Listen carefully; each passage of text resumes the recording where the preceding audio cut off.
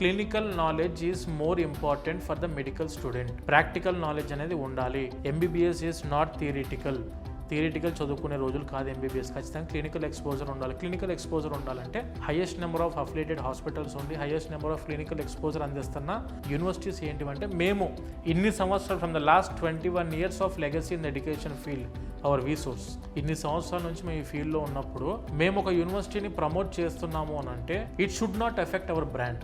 Correct. కాబట్టి మేము అన్ని యూనివర్సిటీస్ని వెరిఫై చేసి ఒక టీం మొత్తం ఫామ్ అయ్యి ఆ యూనివర్సిటీస్ ప్రాపర్గా ఉన్నాయో లేవో చెక్ చేసుకున్న తర్వాతనే పంపిస్తాం.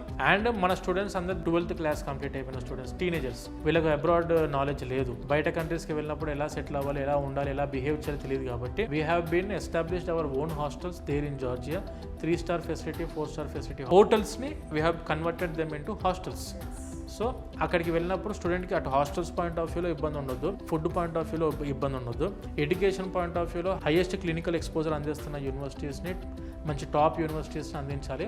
అయిపోయిన వెంటనే పీజీ ఆపర్చునిటీస్కి వెళ్ళడానికి అవకాశం ఇస్తున్న యూనివర్సిటీస్, అయిపోయిన వెంటనే మెడికల్ ప్రాక్టీస్కి వెళ్ళడానికి అవకాశం ఇస్తున్న యూనివర్సిటీస్ అంటే 1-2 సార్లు వెరిఫై చేసి ఆ తర్వాత తీసుకున్న యూనివర్సిటీసే మన university of Georgia and కెన్వాకర్ university.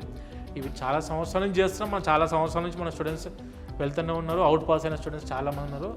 అంటే every one is satisfied with that universities and hour hostels and hour resource.